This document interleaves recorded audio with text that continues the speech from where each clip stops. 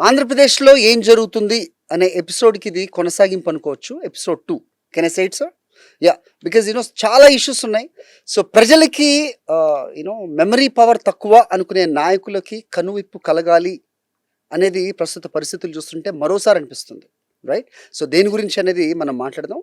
మనకి అడ్వకేట్ బాలాగారు మనతో ఉన్నారు. చాలా అంశాలు చాలా క్రిటికల్‌గా, చాలా స్ట్రెయిట్ ఫార్వర్డ్‌గా మాట్లాడతారు. సో, ఈ ప్రోగ్రామ్ చూసిన వాళ్ళు మేము ఆ కామెంట్స్‌లో కూడా మేము చూస్తా ఉన్నాం. దట్ చాలా తెలియని విషయాలు బాలాగారు చెప్తున్నారని. So, we can expect from this episode as well. So, sir welcome to Sakshi again. Hi. So, ఆంధ్రప్రదేశ్‌లో ఏం జరుగుతుంది? ఎపిసోడ్ 2. ఆంధ్రప్రదేశ్లో లీగల్ మర్డర్స్ జరుగుతున్నాయి. వై ఐమ్ టెల్లింగ్, ఇది వరకు రోజుల్లో మనము ఇల్లీగల్ మర్డర్స్ చూసేవాళ్ళం. అంటే సుపారీ ఇచ్చి చంపేయడం కావచ్చు, లేకపోతే మర్డర్స్ కొన్ని ఇష్యూస్ మీద no murder is legal, right sir? అవి ఇల్లీగల్ మర్డర్స్. నా ఇప్పుడు కొత్త ట్రెండ్ వచ్చింది ఆంధ్రప్రదేశ్లో. What is that means, law and ఆర్డర్ని హ్యాండిల్ చేసే పర్సన్స్ అండ్ సిస్టమ్ని హ్యాండిల్ చేసే పర్సన్స్, గవర్నమెంట్ని రూల్ చేసే persons as per rule of లాని implement చేసుకుంటూ ఎలా మర్డర్స్ చేయొచ్చు అనే దానికి ఒక కొత్త ట్రెండ్ని క్రియేట్ చేశారు. What is happening in Andhra Pradesh? Last time మనం ఇంకో ఎపిసోడ్లో చెప్పుకున్నప్పుడు స్కామ్స్ హ్యాపెనింగ్ అనేది. ఇప్పుడు అంటే స్కామ్స్ హ్యాపెనింగ్ అని పక్కకి వెళ్ళిపోతే ఇప్పుడు ఏమైపోయిందంటే డిస్ట్రాయింగ్ హ్యూమన్ బీయింగ్ ని డిస్ట్రాయింగ్. అంటే it's deteriorating like so many notches down. Like scams అంటే okay that I'm not saying that అది చిన్న నేరం అని నేను చెప్పట్లేదు. స్కామ్స్ అంటే ఓకే దట్ సామాన్య ప్రజలు అనుకుంటారు ఇట్ ఇస్ లైక్ మా దాకా రాదు. But where as in here now law and order, police ప్రజలకి రక్షణ కల్పించాల్సిన వాళ్ళు ఎవరిని చంపేస్తారు. And I should ask you sir as an advocate, like న్యాయస్థానాలు, న్యాయమూర్తులకి ఎంత అత్యున్నత స్థానం ఉంది మన సమాజంలో. అలాంటి వాళ్ళని మిస్లీడ్ చేయడం ఇంత ఈజీ అనిపిస్తుంది సామాన్యులకి. దట్స్ వాట్ అండి. అంటే మీరు ఒకసారి గమనించారో లేదో, ఫ్యూ డేస్ బ్యాక్ నేను ఇదే సాక్షి ఇంటర్వ్యూలో ప్రైమ్ డిబేట్లో ఒక జడ్జిమెంట్ గురించి చదివాను.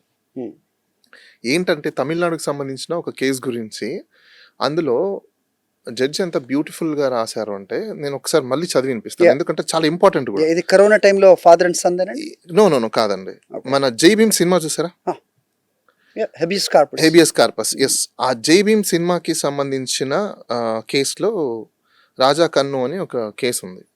ఆ జడ్జిమెంట్లో పోలీస్ వాళ్ళ గురించి, సిస్టమ్ గురించి ఏ విధంగా నేరేట్ చేశారు అనేది నేను మీకు ఒకసారి చదివి వినిపిస్తాను. అంటే తెలుగులో కూడా ఎక్స్ప్లెయిన్ చేస్తాను నేను.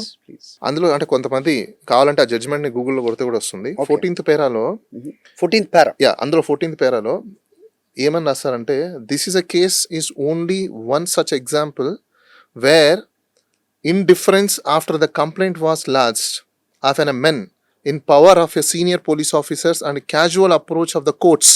దానికి ఎక్స్ప్లెయిన్ చేస్తాను నేను.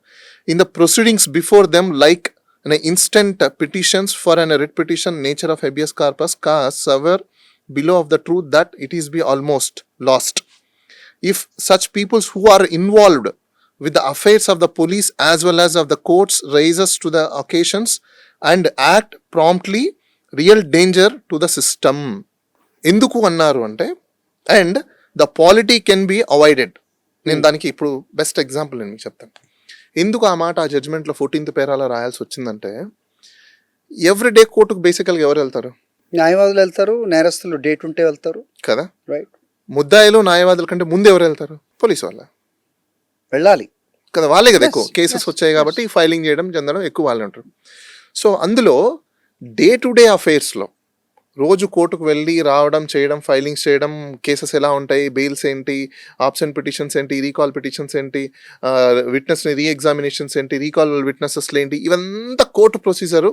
అక్కడ మెరిట్స్, డిమెరిట్స్, ఏ పాయింట్స్ మీద కేసు నడుస్తుంది, ఏ పాయింట్ మీద కేసు నడవదు, జడ్జి గారు ఏ ఎవిడెన్స్ యాక్ట్ ప్రకారం దేన్ని ఎవిడెన్స్ని ఆయన యాక్సెప్ట్ చేస్తారు, ఏ ఎవిడెన్స్ని అడ్మిట్ చేయరు, ఏ నాన్ అడ్మిసబుల్ ఎవిడెన్స్ ఏంటి, ఇవన్నీ బాగా తెలిసింది ఎవరికి? బేసిక్ ఇలా ప్రాసిక్యూషన్ చేసే పోలీస్ వాళ్ళకి. అవునా? ఇప్పుడు వీళ్ళకి లూప్ హోల్స్ కామన్ మ్యాన్ కంటే అడ్వకేట్స్ కంటే ఎక్కువ తెలుసు. నేను మళ్ళీ I'm not degrading of myself. Advocate కంటే ఎక్కువ ఎందుకు తెలుసు అంటున్నా, they are in functional experts, we're technical experts.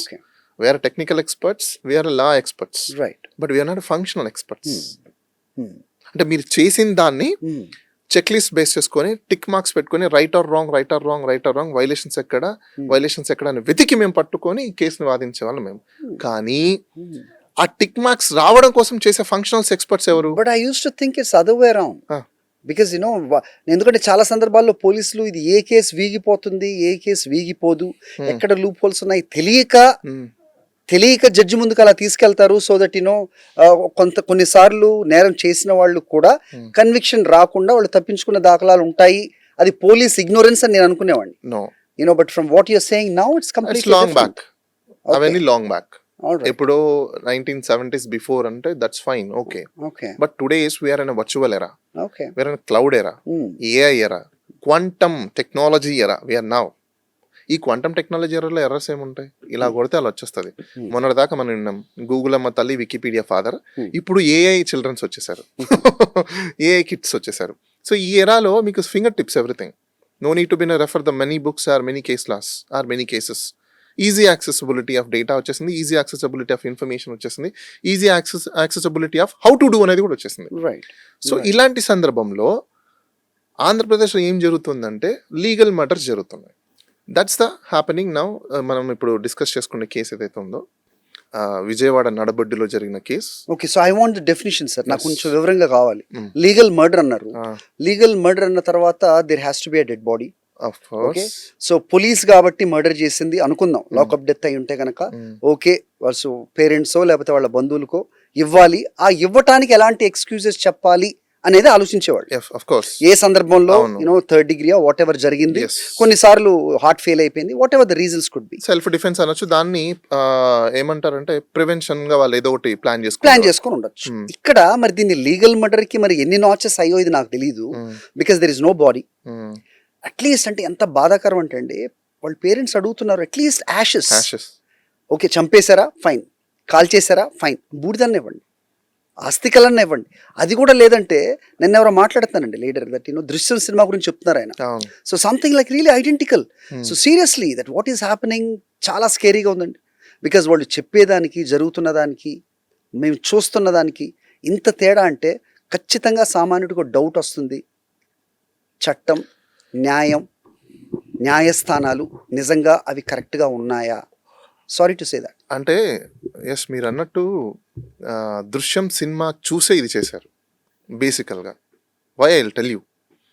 ఇప్పుడు బాడీ దొరికిన, బాడీ ఐడెంటిఫైడ్ బాడీని ఎత్తుకొచ్చి పట్టిన, పేరెంట్స్కి అప్పచెప్పినా, ఇంకోటి చేసినా ఏమవుతుంది బేసికల్గా?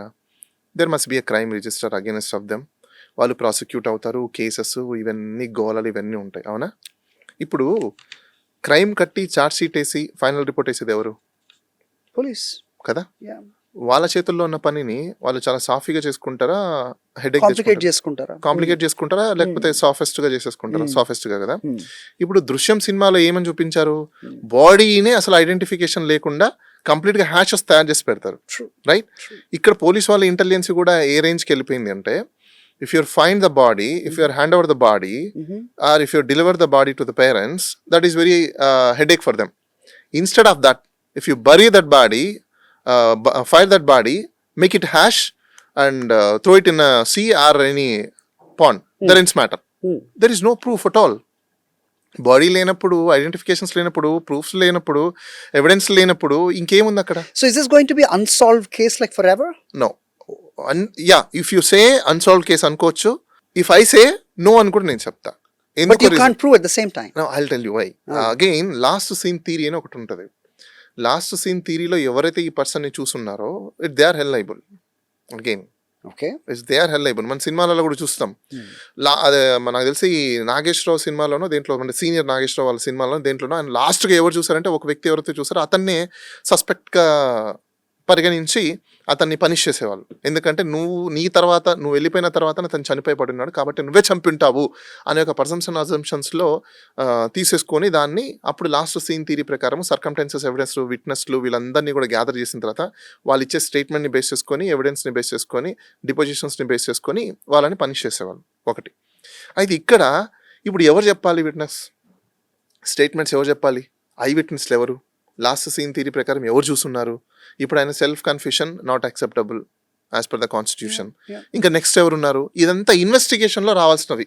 ఓకే. రైట్. ఈ ఇన్వెస్టిగేషన్ లో నిజంగా ఆ రేంజ్ లో ఇది జరుగుతుందా ఇన్వెస్టిగేషన్ అంటే, if you ask me no అని చెప్తాను నేను. ఓకే. వై? బికాస్ అంటే చాలా మంది చెప్తున్నారు ప్రొసీజర్ గురించి, అంటే ఒక అన్ఐడెంటిఫైడ్ బాడీ దొరికితే ఏం చేయాలి ఏంటి అనే దాని మీద. నేను అది కూడా మీకు ఒకసారి ఎక్స్ప్లెయిన్ చేసి చెప్తాను, ఎందుకంటే కంటిన్యూషన్ ఉంటుంది కాబట్టి. ప్లీజ్. ఇప్పుడు ఒక అన్ఐడెంటిఫైడ్ బాడీ దొరికితే మన ఇండియాలో బేసికల్గా ఏం చేయాలి, సెక్షన్ 174 సిఆర్పిసి ప్రకారము బాడీని ఫస్ట్ అన్ఐడెంటిఫైడ్ బాడీ కింద కేసు రిజిస్టర్ చేసి దాన్ని అన్క్లెయిమ్డ్ కింద పెట్టి పోలీస్ స్టేషన్లో రిజిస్టర్ ఆఫ్ కేసు చేసి ఇనిషియేషన్ చేస్తారు ఇంక్వెస్ట్ రిపోర్ట్కి. ఇంక్వెస్ట్ రిపోర్ట్ అంటే పోస్ట్ మార్టము, ఇంకా మెడికల్ సంబంధించిన అన్నీ చేసిన తర్వాత దాన్ని ఐడెంటిఫికేషన్ కోసము మొత్తం పోలీస్ డేటా అని వెరిఫై చేస్తారు. ఇప్పుడు వీళ్ళు అన్నట్టు రౌడీ షీటర్ అంటున్నారు, ఇంకోటి అంటున్నారు, వాట్ ఎవర్ ఇట్ మేబీ. ఒక సిస్టమ్ ఉంది, అంటే సెంట్రల్ గవర్నమెంట్ ఇంట్రడ్యూస్ చేసిన, మినిస్ట్రీ ఆఫ్ హోమ్ అఫైర్స్ వాళ్ళు ఇంట్రడ్యూస్ చేసిన ఒక సిస్టమ్ ఉంది, క్రైమ్ మల్టిపుల్ ఏజెన్సీ సెంటర్ అంటారు. అంటే దాన్ని క్రైమ్ మ్యాక్ అని అంటారు, ఎంఎస్సి. ఓకే. ఎందుకు దాన్ని క్రైమ్ మల్టిపుల్ ఏజెన్సీస్ అంటారు, డిఫరెంట్ టైప్ ఆఫ్ ఏజెన్సీస్ ఇండియాలో ఉన్న వాళ్ళు ప్రతి ఒక్కరు కూడా అందులో క్రైమ్ రికార్డ్ని ఫైండ్ అవుట్ చేయడానికి ఉంటుంది. సో ఫింగర్ ప్రింట్స్ ఉంటాయి, లేకపోతే ఇంకా రకరకాల ఐడెంటిఫికేషన్స్ని వాళ్ళు క్రిమినల్స్కి సంబంధించి, criminal in the sense not a criminal, every offence that lodged and offence ఏవైతే ఉన్నాయో వాటికి సంబంధించినవన్నీ దాంట్లో వాళ్ళు ఎంటర్ చేసి పెడతారు. ఓకే. సో దాని ద్వారా మీరు సెర్చ్ చేయగానే మొత్తం డీటెయిల్స్ అన్ని వచ్చేస్తాయి. ఈ డీటెయిల్స్ అన్ని వచ్చేసినప్పుడు దీంతో ఇంకోటి కూడా ఉంది, ఈ మల్టిపుల్ స్టేట్స్లలో అన్ఐడెంటిఫైడ్ బాడీస్ యొక్క లిస్ట్ మెయింటైన్ చేస్తారు. అది ప్రతి చోట కూడా, ఈవెన్ వెబ్సైట్స్ ఉండేదానికి సెంట్రల్ గవర్నమెంట్, స్టేట్ గవర్నమెంట్ దీనికి అప్లికబుల్ అంటే వ్యూవర్స్ కి ఈజీగా చేయడానికి. అందుకోసం ఇక్కడ బాడీయే లేదు, నేను అక్కడికే వస్తున్నా, ఎందుకంటే బాడీ ముందు ఉండింది కాబట్టి మాట్లాడదాం మనం. సో వీళ్ళు చెప్పేది ఏంటి, బాడీ ఐడెంటిఫై చేయలేము, మేము చేయలేదు కాబట్టి అని అంటున్నారు. కాబట్టి దాన్ని అక్కడికి ఇది తీసుకొని అక్కడ కనెక్ట్ చేద్దాం. ఇప్పుడు ఆ సిస్టమ్స్ అన్ని వెరిఫై చేసిన తర్వాత దెన్ వీళ్ళు 72 hours వెయిట్ చేసి పేపర్ పబ్లికేషన్స్ ఇచ్చి, ఇప్పుడున్న పరిస్థితులలో లోకల్ ఏరియాస్లో సర్కంటెన్స్లో అన్ని పోలీస్ స్టేషన్లకి ఇన్ఫర్మేషన్స్ పంపించి, వీళ్ళు అక్కడి నుంచి ఎటువంటి ఇన్పుట్స్ రానప్పుడు దాన్ని ఫస్ట్ మెడికల్ ఎడ్యుకేషన్ పర్పస్ గురించి ఆ బాడీని హ్యాండ్ ఓవర్ చేయాలి first, like a cadaver. Yeah, దానికి ఒక యాక్ట్ ఉంది మళ్ళీ. అయితే దానికి పాథాలజీ అనాటమీ యాక్ట్ 1955 అని ఒకటి ఉంటుంది, దాంట్లో క్లియర్ ప్రొసీజర్ ఉంటుంది. దాని ప్రకారమే వీళ్ళు ఏం చేయాలి, ఏం చేయకూడదు, ఏంటి చేసి వీళ్ళు ఇది చేస్తారు. ఏంటి, ఆ బాడీని ఒకవేళ for example it is a fit for medical education, then they will hand over to the medical department, right, and they will work on it. లేదు అది ఒకవేళ పనికిరాదు, ఇంకా మెడికల్ ఎగ్జామినేషన్స్కి యూజ్ లేదంటే then now they will transfer to the ceremony. I mean వాళ్ళకి ఎవరైనా బంధువులు వచ్చి క్లెయిమ్ చేస్తే వాళ్ళకి ఇచ్చేస్తారు, వాళ్ళు చూసుకోవచ్చు, బరియల్ చేసుకోవచ్చు. అది కూడా లేదంటే మున్సిపాలిటీకి హ్యాండ్ ఓవర్ చేసి వాళ్ళు బరియల్ చేయడము, లేదంటే ఫైర్ చేయడం, బర్న్ చేయడమో ఏదో ఒకటి చేస్తారు. ఇదొకటి. సో ఇక్కడ ఈ సెగ్మెంట్స్ ఎక్కడ తీసుకోవాలా, వీళ్ళు చెప్పే ఇన్ఫర్మేషన్ ఇన్పుట్స్ ప్రకారమే తీసుకుందాం. ఒక సెకండ్, అన్ఐడెంటిఫైడ్ బాడీ దొరికింది కాబట్టి అది కాల్ చేశారు, అది ఎవరిది ఏందో మేము అర్థం చేసుకోలేకపోయామని అంటున్నారు కదా. ఎందుకు ఇది మర్డర్ అంటున్నారంటే, ఈ మర్డర్ చాలా ప్రీ ప్లాన్డ్గా ఎందుకు జరిగింది, లీగల్ మర్డర్ ఏం జరుగుతుంది ఆంధ్రప్రదేశ్లో అంటే లీగల్ మర్డర్ ఎందుకన్నానంటే, నేను వీళ్ళకి లీగల్ నాలెడ్జ్ ప్రాపర్గా ఉంది. చిన్న గ్యాప్ ఉంది సార్. ఇప్పుడు ఏంటి వీళ్ళు చెప్తున్నారా that that is we found it as an unidentified body, అందుకే మేము కాల్ చేసాం. But some media speculations no as of now because I came out from the studio at 1:30 అప్పటి వరకు అయితే ఇలాంటిది ఏం లేదు. బికాజ్ కోర్టుకి వీళ్ళు ఎవిడెన్సెస్ ఇస్తున్నారు. ఏ ఎవిడెన్సెస్, సీసీటీవీ ఫుటేజ్ కానీ, లేకపోతే వాళ్ళ మదర్ ఫోన్ కాల్ డేటా కానీ, ఇవన్నీ కూడా ఇస్తున్నారు. So as of now, the last time I checked, now if you say something new, that is new to me. No. Why? Because I am also relying upon the social information. Yeah, but you just claim it. Yeah, that is what you know. Because the source of information, where in the sense the open source is available, the information, whatever the media and as well as of people are what their parents are who are maybe saying. వాళ్ళు ఏదైతే చెప్తున్నారు parents, ఆ information ని base చేసుకొని మనం వెళ్దాం. So ఇప్పుడు వాళ్ళు ఇచ్చిన ఇన్ఫర్మేషన్ ని బేస్ చేసుకొని మనం వెళ్ళేటప్పుడు ఏమవుతుందంటే ఇక్కడ 2 things జరుగుతాయి. ఒకటి, అది కరెక్ట్ ఇన్ఫర్మేషన్ కావచ్చు, కరెక్ట్ కాకపోవచ్చు. ఇప్పుడు వాళ్ళు ఇన్వెస్టిగేషన్ చేస్తున్నారు కాబట్టి, ఒకవేళ ఫర్ ఎగ్జాంపుల్ ఆర్గ్యుమెంట్ సేక్ వాళ్ళ పేరెంట్స్ ఏదైతే అలిగేషన్స్ చేస్తున్నారో దాన్ని తీసుకున్నప్పుడు మనము ఇక్కడ లీగల్ మర్డర్ అని మనం ఎందుకు అనాల్సి వస్తుందంటే, బాడీ లేదు. ఇప్పుడు ఆ బాడీని వీళ్ళు ఫైండ్ అవుట్ కూడా చేయలేరు. ఒకవేళ బాడీ లేనప్పుడు, అసలు బాడీ దొరకనప్పుడు, యాజ్ పర్ పోలీస్ రూల్స్ ప్రకారం కావచ్చు, పోలీస్ మాన్యువల్ ప్రకారం కావచ్చు, అపెక్స్ కోర్ట్ రూలింగ్ కావచ్చు, రూల్స్ కావచ్చు, ప్రొసీజర్ కావచ్చు, ఏది తీసుకున్నా కూడా 7 years ఒక బాడీ అన్ఐడెంటిఫైడ్గా కానీ ఒక పర్సన్ మనకు కనిపించకుండా పోతే, ఫైండ్ అవుట్ చేయలేకపోతే, it is deemed to be deceased. అది వాళ్ళకి తెలుసు. It's basic principle. Sir I think this is going to be a classic case in India sir, because newspapers లో మనం డెడ్ బాడీ చూసాం, we are still calling it as a missing case.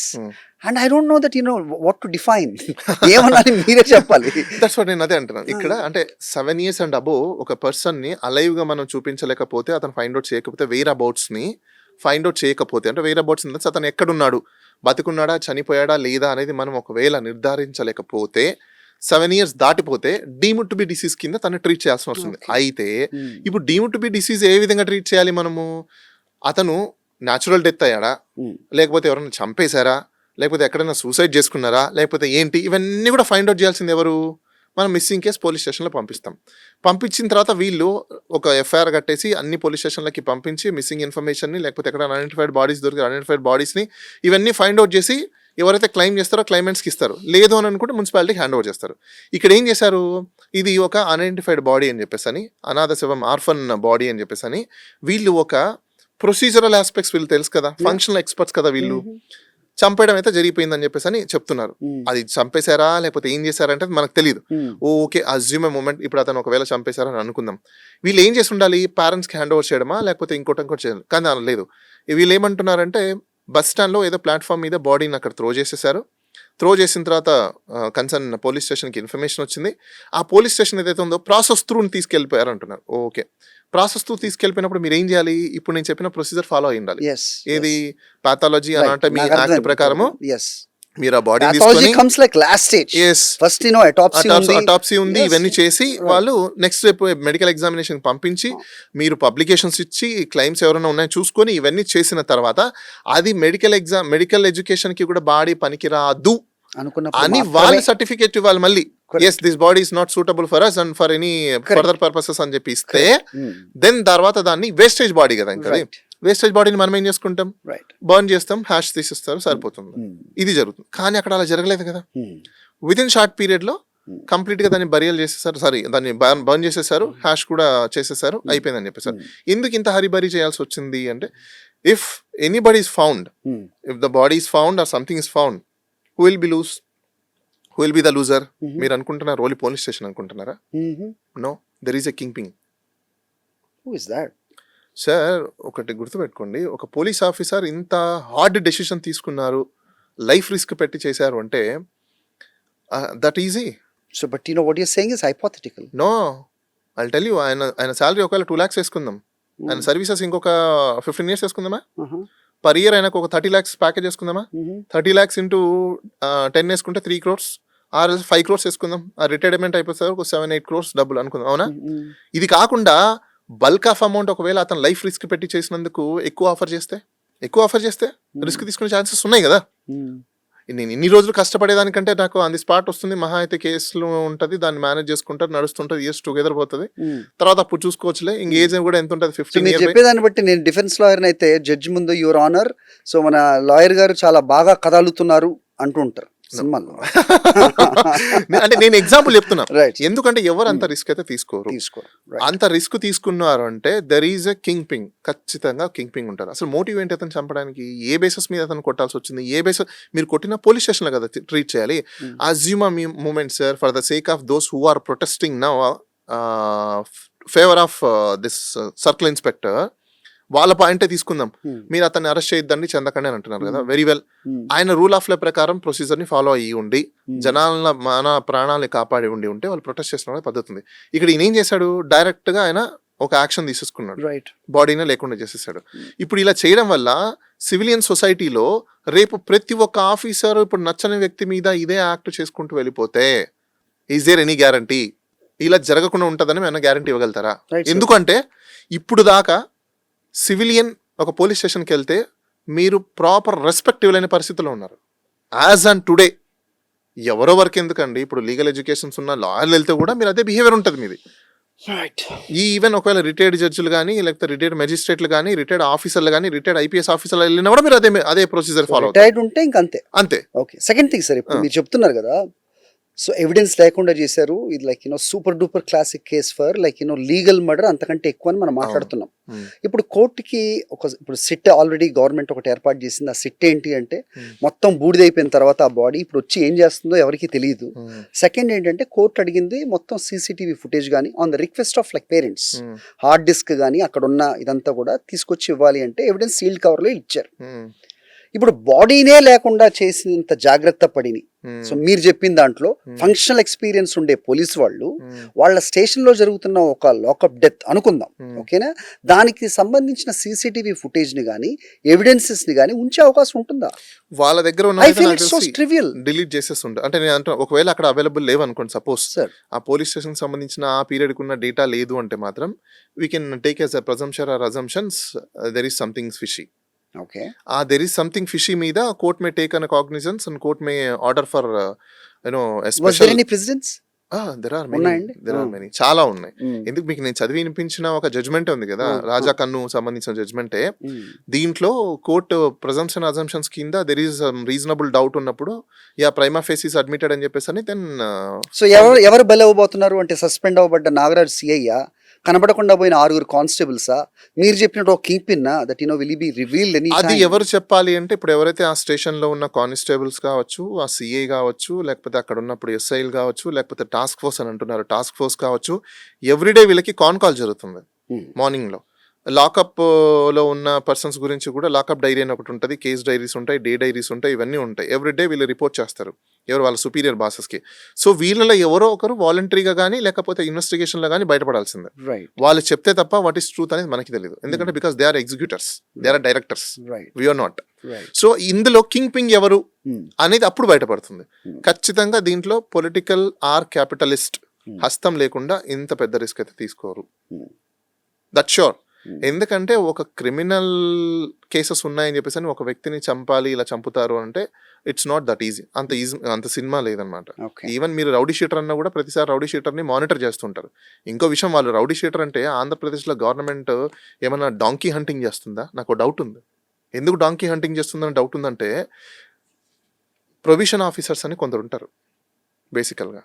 వాళ్ళు ఏం చేస్తున్నారు, only convictor కేసెసే కాకుండా వాళ్ళకి job రోల్స్ని పెంచి even bail తీసుకొని బయటకు వచ్చిన వాళ్ళ మీద కూడా మీరు మానిటరింగ్ చేసి మన థియరీ ఏంటి, క్రిమినల్ జస్టిస్ సిస్టమ్ ఏంటి మంది, చేంజ్ ద నేచర్ ఆఫ్ కదా, అంటే రిహాబిలేషన్ కదా, మన రిహాబిలేషన్ సిస్టమ్ ఏం చేయాలి, వాళ్ళ యొక్క నేచర్ని, కాండక్ట్ని, వాళ్ళ క్రెడెన్షియల్స్ని, వాళ్ళ డే లైఫ్ని ప్రతిదీ మానిటర్ చేసి వాళ్ళని రీహాబిలేట్ చేయాలి కదా. వాళ్ళని రీహాబిలేట్ చేయకుండా క్రిమినల్స్ని ఎవరు తయారు చేస్తున్నారు ఇప్పుడు? Government is making a criminal more. Because ఎలానో నేను చెప్తాను మీకు. ఇప్పుడు నా statutory right or fundamental right government దగ్గర నుంచి నాకు రావాల్సినవి నాకు రైట్గా రానప్పుడు నా సైకాలజీ ఏం చెప్తుంది, బేసికల్గా ఆటోమేటిక్గా అఫెండ్లోకి వెళ్ళిపోతుంది. ఎందుకు అఫెండ్లోకి వెళ్తుంది? Because you are not discharge your duty, your omission. That your omission was provoked me to make and some offence. Who is culprit first here? The system is culprit first year. ఆ system culprit అయినప్పుడు offence ఒక అతను చేసేసాడు అంటే ఆ rehabilitation చేయాల్సిన policy ఎవరు design చేయాలి, ఎవరు దాని ప్రొసీజర్ని డిజైన్ చేయాలి, ఎవరు దాని ప్రొసీజర్ని ఫాలో అవ్వాలి? అగైన్ మళ్ళీ సిస్టమే. ఈ సిస్టంలో ప్రొబిషన్ ఆఫీసర్స్ ఉన్నప్పుడు ప్రొబిషన్ ఆఫీసర్స్ ఇలాంటి వ్యక్తులన్నింటినీ కూడా సమాజంలో వాళ్ళు ఏం చేస్తున్నారు ఏంటి అనేది మానిటర్ చేయాల్సిన బాధ్యత ఎవరిది? మీది. అన్ని సక్రమంగా ఉంటే మనం ఈ రోజు ఇలా కూర్చొని మాట్లాడుకోం, రైట్? సో ప్రతి చోట ప్రతి సందర్భంలో సిస్టమ్ అబ్యూజ్ అవుతుంది కాబట్టి అసలు ఎటు వెళ్తుంది, ఆంధ్రప్రదేశ్లో ఏం జరుగుతుంది అని చర్చ మనం చేస్తాం, రైట్? సో ప్రస్తుతం సాయి కృష్ణ విషయానికే వస్తే, నేను చెప్పినట్టుగా ఇప్పుడు ఎవిడెన్స్ ఏదో చేశారు అక్కడ. సో ప్రభుత్వం వాళ్ళకి కాంపెన్సేషన్ ఇచ్చింది అంటున్నారు. దాంట్లో జనసేన చాలా కీలక పాత్ర పోషించింది వాళ్ళు కామ్ అయిపోవడానికి. అందుకే ఇమీడియట్గా వాళ్ళు ముఖ్యమంత్రి గారిని కానీ లేకపోతే ఉప ముఖ్యమంత్రి గారిని కానీ వాళ్ళు పొగుడుతూ ఉన్నారు అనేది కూడా వినిపిస్తుంది. At the same time YSRCP నాయకులు చెప్తున్నారు ఇది టాస్క్ ఫోర్స్ వెళ్ళింది అక్కడికి సాయి కృష్ణ అనే వ్యక్తిని తీసుకురావడానికి. సాయి కృష్ణ తీసుకురావడానికి వెళ్ళింది టాస్క్ ఫోర్స్ కాబట్టి అది సాధారణ పోలీసు, ఒక సిఐఓ, ఒక ఎస్ఐఓ కాదు. There has to be somebody like who is sitting upper or like the position. వాళ్ళు ముందుకు రావాలి, వాళ్ళని తీసేయాలి అనేది వాళ్ళ ఇదిగా చూస్తున్నాం. ఓకే, రాజకీయాలు మనం ఇక్కడ మాట్లాడట్లేదు. కేస్ మెరిట్స్ అండ్ డిమెరిట్స్ గురించి మాట్లాడితే సాయి కృష్ణ తల్లిదండ్రులకు న్యాయం జరిగే అవకాశం ఉంది. I'm not talking about the compensation or anything here. Sir, ఈ కేసు సాయి కృష్ణకి జరిగింది, వాళ్ళ పేరెంట్స్ కి జరిగింది అనే కోణంలో చూడడం మనం ఆపేయాలి. Okay, this crime is against of the state or state civilian. ఎందుకంటే ఈరోజు వాళ్ళ ఫ్యామిలీ ఒకటి కాదు suffers. Maybe today they are sufferers, but tomorrow a number of there's a Kranti Kumar case. Yes, exactly. ఇప్పుడు అతని మీదనే చాలా మంది సమ్ వీడియోస్ కూడా మనం చూస్తున్నాం, సూసైడ్ చేసుకున్న వీడియోస్. అంటే ఇలాంటి ఎన్ని కేసెస్ ఉన్నాయి, ఎంతమంది టార్చర్ పడుతున్నారు, ఎంతమంది సఫర్ అవుతున్నారు అనేది is very important. Now the social సొసైటీలో మనం ఉన్నాం, సివిలియన్ సొసైటీలో మనం ఉన్నాం. ఇప్పుడు సివిలియన్స్ సివిక్ సొసైటీని నిన్న పవన్ కళ్యాణ్ గారు ఏదో మాట మంతి ఒక ప్రోగ్రామ్ లో సివిక్ సొసైటీని మనం క్రియేట్ చేయాలన్నారు చూసారా, దట్ ఈస్ వెరీ ఇంపార్టెంట్. నన్ను అడిగితే ఆయన ఎందుకు తెలుసు అన్నాడో తెలియక అన్నాడో నాకు తెలియదు కానీ బట్ ఈస్ వెరీ ఇంపార్టెంట్. బాగా మంచి వర్డ్స్ వస్తాయి నా దగ్గర. ఎందుకంటే సివిక్ సొసైటీని క్రియేట్ చేసి ఇలాంటి కల్ప్రిట్స్ ఆఫ్ ఆఫీసర్స్ని, ఇలాంటి కల్ప్రిట్స్ ఆఫ్ మినిస్టర్స్ని, ఇలాంటి కల్ప్రిట్స్ ఆఫ్ పొలిటీషియన్స్ని ఎరాడికేట్ చేయాల్సిన అవసరం చాలా ఉంది. ఎందుకంటే ఇప్పుడు ఈ క్యాపిటలిస్ట్ పొలిటీషియన్స్ ఎవరైతే ఉన్నారో, వన్ సైడ్ వర్షన్స్ని తీసుకొని మాట్లాడే పొలిటీషియన్స్ ఎవరైతే ఉన్నారో, సొసైటీ గురించి అవగాహన లేకుండా మాట్లాడే పొలిటీషియన్స్ ఎవరైతే ఉన్నారో, ప్రొవోకింగ్ చేసే మాట్లాడే పొలిటీషియన్స్ ఎవరైతే ఉన్నారో, మినిస్టర్స్ కానీ పొలిటీషియన్స్ కానీ, వాళ్ళ వల్ల జరుగుతున్న యాక్ట్ ఇది. ఈ రోజు ఈ Sai Krishna for example rowdy sheeter అయ్యాడు, లేకపోతే కేసులు ఎక్కువ పడ్డాయి, ఇలాంటివన్నీ జరిగాయంటే రీజన్ ఎవరు తెలుసా మీకు? రీజన్ ఎవరు? మీరు ఇలా మాట్లాడితే ఏముంటుందంటే మీరు నేరస్తుల్ని ప్రోత్సహిస్తున్నారా? కాదు, నేరం చేసిన చూపిస్తున్నారా? ఓకే, నేరం చేసిన వ్యక్తులు అతన్ని 2 కేసులు 3 కేసులు లేకపోతే 5 కేసులు ఉన్నాయని చెప్పేసి అని మీరు చంపేశాడు మంచిదని అంటున్నారు కదా. No, I'm not saying that. But you know, whoever saying that, yes, I don't. ఎవరైతే చెప్తున్నారో Right. సమాజంలో ఎవరైతే ఈ రోజు అలా చేయడం మంచిదని అంటున్నారు కదా, ఆర్గ్యుమెంట్ సేక్ మీరు చెప్పిందే కరెక్ట్ అనుకుందాం. ఇదే యాక్ట్ అందరికి చేసేద్దామా? ఇదే యాక్ట్ వీళ్ళు చేసింది కరెక్ట్ అని అనుకున్నప్పుడు మీరందరం ముందుకు వచ్చి అందరు పోలీసు వాళ్ళని తీసుకోవాలని, ఇప్పుడు ప్రస్తుతం గవర్నమెంట్లో ఉన్న మినిస్టర్లు ఎమ్మెల్యేలు ఎంత మీద నెంబర్ ఆఫ్ కేసెస్ ఉన్నాయి, మోర్ దెన్ 5 కేసెస్ వేసుకుందాం, ఉన్న వాళ్ళని అంతా ఇదే చేయండి, చేస్తారా?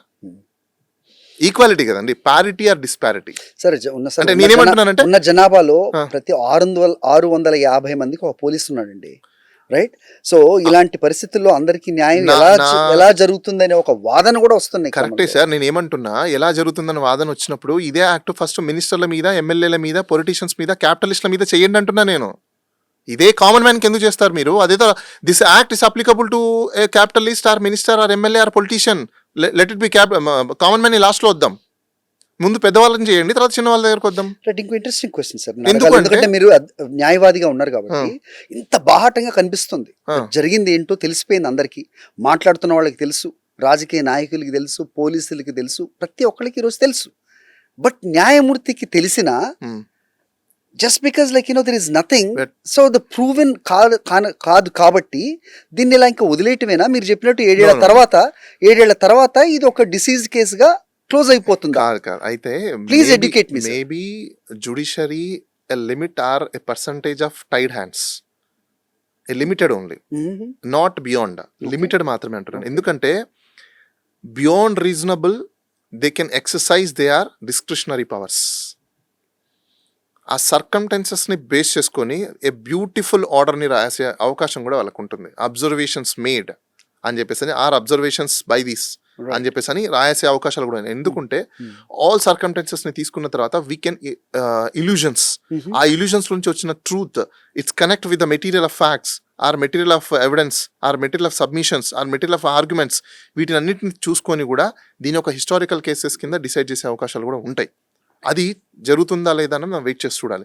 ఎందుకంటున్నానంటే ఇప్పుడు ఈ పబ్లిక్ అవుట్రేజ్ నుంచే వస్తుంది మనకు ఇంత కోల్డ్ మర్డర్ ఇది అని చెప్పేసి అనేసి. కోల్డ్ మర్డర్లో బాడీని ఇప్పుడు దాకా ఐడెంటిఫై చేయలేదంటే పోలీసు వాళ్ళు ఏం సమాధానం చెప్తారో కూడా చూడాలి. ఒకవేళ జరిగింది లేదు మేము ఐడెంటిఫై చేయలేదంటే ఇప్పుడు వీఆర్ అన్న వైఫై అయ్యారా, ఏ అయ్యారా అలా ఉన్నాం, ఎవరు ఎక్కడికి పారిపోయే అవకాశాలు లేవు. సో ఇంకొక పాయింట్ సార్, మీరు చెప్పిన దాంట్లో లాస్ట్ ఎవరైతే చూసారో ఆ వ్యక్తి నిలబెడతారని చెప్తున్నారు కదా. ఇక్కడ వ్యక్తి ఉన్నారో లేదో తెలియదు కానీ వాళ్ళ మదర్ నుంచి ఫోన్ తీసుకొని సిఐ నాగరాజు సాయి కృష్ణని ట్రాక్ చేశారు, రైట్? సో ఇక్కడ టెక్నికల్ గా చూస్తే he is the last person, who ever if it is not Nagaraju, some police man who has spoken with Sai Krishna to track him down, right? ఇక్కడ ఇది నిలుస్తుందా దట్ హూ ఎవర్ మాట్లాడిన వాళ్ళు అనేది? సో నిలుస్తుంది. ఎందుకంటే నేను ఇన్వెస్టిగేషన్ కూడా చాలా సింపుల్ గా చెప్పేస్తాను. అంటే చాలా మంది అనొచ్చు ఏంటి మీన కూర్చొని మాట్లాడుతున్నారు అని చెప్పేసి. I'm a competent.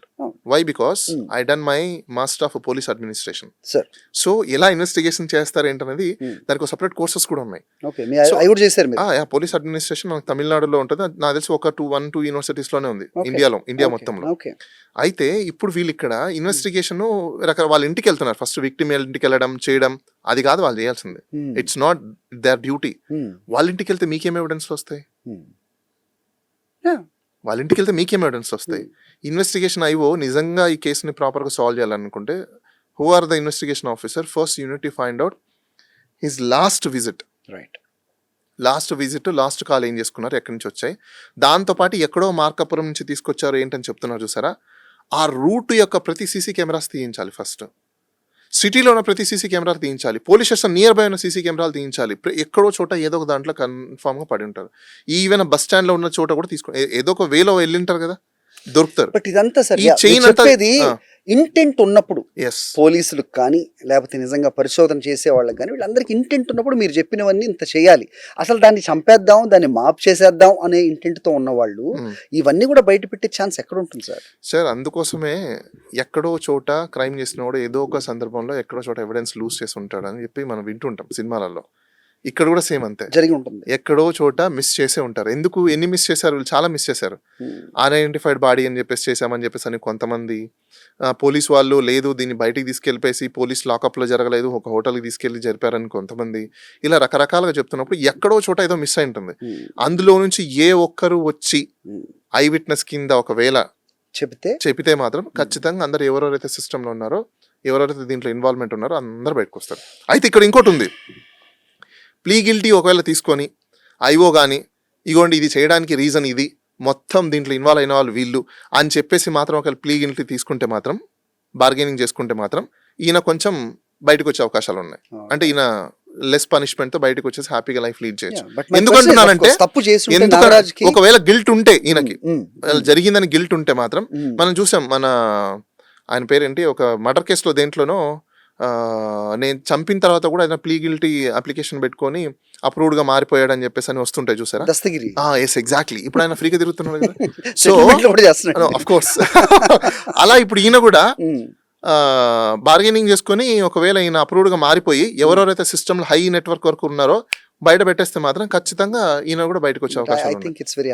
Unlikely in the sense if really feels guilty, genuine officer అయి ఉండి ఒకవేళ ఇతను కాన్షియస్ ఒప్పుకోకుండా అయ్యో నేను తప్పు చేశాను అని చెప్పేసి ఏమాత్రం ఫీల్ అయితే మాత్రం ఖచ్చితంగా ఆ పని చేస్తే రేపు సిస్టమ్ బాగుపడుతుంది.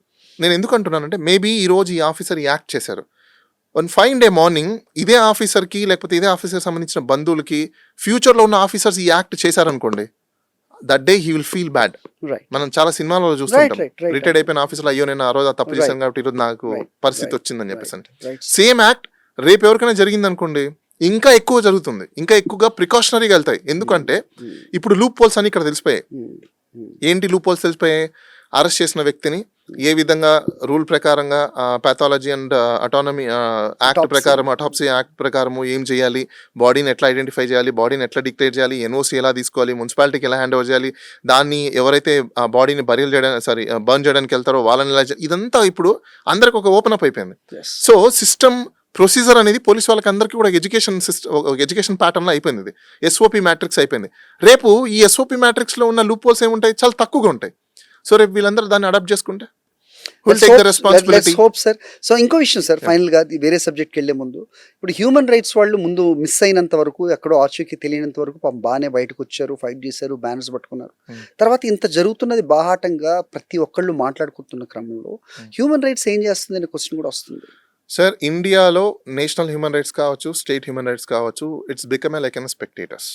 It's become like a spectators. Human rights వాళ్ళకి ఎప్పుడు పడదులేండి మీరు. ఇట్స్ నాట్ దట్ అండి. ఎందుకంటున్నాను అంటే, హ్యూమన్ రైట్స్ కమిషన్ యొక్క జ్యూరిస్డిక్షనల్ పాయింట్ కావచ్చు, లేకపోతే పర్వ్యూ కావచ్చు, 24/7 మీరు హ్యూమన్ బాడీస్ మీద, హ్యూమన్ వైలేషన్స్ మీదనే పనిచేస్తూ ఉండాలి, మానిటర్ చేస్తూ ఉండాలి. ఒక కంప్లైంట్ వచ్చిందంటే వార్ ఫుట్ మీద మీరు పరిగెత్తాలి. నేను హ్యూమన్ రైట్స్ కమిషన్కి ఒక కంప్లైంట్ చేశాను అంటే, వెదర్ చైర్మన్ ఉన్నారా లేదా పక్కన పెట్టేస్తే, ఆ నెక్స్ట్ కన్సర్న్స్ ఎవరైతే ఉంటారో వార్ ఫుట్ మీద పరిగెత్తాలి. ఎందుకు? ఇప్పుడు మనం టీఏడిఎల్ ఇస్తూ ఉంటారు బేసికల్గా, ఏది మన ఎంప్లాయీస్కి కానీ అలవెన్సెస్, డేర్నెస్ అలవెన్సెస్. అవి ఎందుకు ఇస్తారు? డేర్నెస్ అలవెన్సెస్ డిఏ ఎందుకు ఇస్తారో తెలుసా? సెకండ్ వరల్డ్ వార్ జరిగినప్పుడు జెనీవా కన్వెన్షన్ స్పేస్ మీద చేసుకొని వచ్చిన దాన్ని డిఏ ఇంట్రొడక్షన్. తెలుసా? ఎందుకో తెలుసా? హ్యూమన్ బతకడం కోసం కావాల్సింది మెయిన్ ఏంటంటే ఫుడ్. అంటే లైఫ్కి చాలా ఇంపార్టెంట్ అక్కడ. కానీ ఇక్కడ మనం ఎక్కడ లైఫ్కి ఇంపార్టెన్స్ ఇస్తున్నాం? హ్యూమన్ రైట్స్ కమిషన్ ఇప్పుడు యునైటెడ్ నేషన్లో ఎందుకు మనం హ్యూమన్ రైట్స్ మీద అంత వాల్యూ తీసుకుంటాం? ఎందుకు తీసుకుంటాం మనం? బేసికల్గా హ్యూమన్ లేకపోతే there is no society at all. So your first priority to save the human or save the human life. That is important. ఎన్ని డిపార్ట్మెంట్లు తప్పు చేయొచ్చు కానీ అది స్టాట్యుటరీగా రైట్ ఆర్ రాంగ్, ఒక హ్యూమన్ చేసిన తప్ప రైట్ అనేది స్టాట్యుటరీ చూసుకుంటుంది. కానీ బాడీని సేవ్ చేయాల్సిన, లైఫ్ని సేవ్ చేయాల్సిన బాధ్యత ఎవరి మీద ఉంటుంది అంటే హ్యూమన్ రైట్స్ కమిషన్ మీద ఉంటుంది. ఒక కంప్లైంట్ వచ్చిందంటే వార్ ఫుట్ మీద మీరు ఇమీడియట్లీ యాక్ట్ అవ్వాలి. కానీ ఈరోజు మీరు చూసుకుంటే అసలు హ్యూమన్ రైట్స్ కమిషన్లో నన్ను అడిగితే కోట్ల కంటే దారుణంగా డిలీస్ ఎక్కువ ఉన్నాయి. Right sir, right. Let's move to other subject. కాకపోతే దానికంటే ముందు ఒక్కసారి ఇప్పుడు పేపర్లో కనిపిస్తున్న ఎవిడెన్సెస్ అవ్వచ్చు, చూసిన డెడ్ బాడీని అవ్వచ్చు, ఇవన్నీ చూసి కోర్టులు ఏమైనా సుమోటోగా దీన్ని స్వీకరించి స్వయం ప్రతిపత్తితో ఒక investigation, I'm not talking about the SIT which appointed by the government, ఏదన్నా అలాంటిది ఏదన్నా ఆశించచ్చా ఒక సామాన్యుడు? అంటే సుమోటో అనే దానికంటే already there is a petition, habeas corpus. Habeas corpus, there is no limit, sky is the limit. Okay, so so we already have, you guys have weapon under article 226 లో there is no limit, okay, sky is the limit. okay, వాళ్ళు వాళ్ళ యొక్క powers ని డిస్క్రిషనరీని enlarge చేయొచ్చు, right, elastic లాగా ఎంత వరకైనా ఎన్లార్జ్ చేయొచ్చు. right, దెర్ ఈస్ ఎక్స్టెన్షన్ ఎంత వరకు వెళ్ళొచ్చు. For the interest of justice, delivery system లో ఇంట్రెస్ట్ ఆఫ్ జస్టిస్ గురించి వాళ్ళు ఖచ్చితంగా ఒకవేళ ఎక్సర్సైజ్ చేయాలనుకుంటే ఎంతవరకైనా ఎక్సర్సైజ్ చేసి జస్టిస్ చేసే అవకాశాలు అయితే ఉంటాయి. లెట్స్ హోప్ సార్, మీరు అన్నట్టుగా let's not limit this to Sai Krishna or his parents or జరుగుతున్న ఎపిసోడ్ కంటే కూడా, సో ఒక లాకప్లో జరిగిన ఒక ఆకృత్యానికి, ఆ జరిగిన 3rd డిగ్రీకి, ఆ తర్వాత జరిగిన ఈ బాడీ మాయమైన విధానం కానీ, ఇవన్నీ కూడా ఫ్యూచర్లో నిజంగా దీన్ని ఒక ఎగ్జాంపుల్గా తీసుకొని ఎవరు చేయకూడదు, దానికి సరిపడా చర్యలు అయితే ఖచ్చితంగా న్యాయస్థానాలు తీసుకుంటాయని అయితే మేము ఆశిస్తున్నాం. మరిన్ని అప్డేట్స్ కోసం ఛానల్ను సబ్స్క్రైబ్ చేయండి. నోటిఫికేషన్స్ కోసం బెల్ ఐకాన్ పై క్లిక్ చేయండి.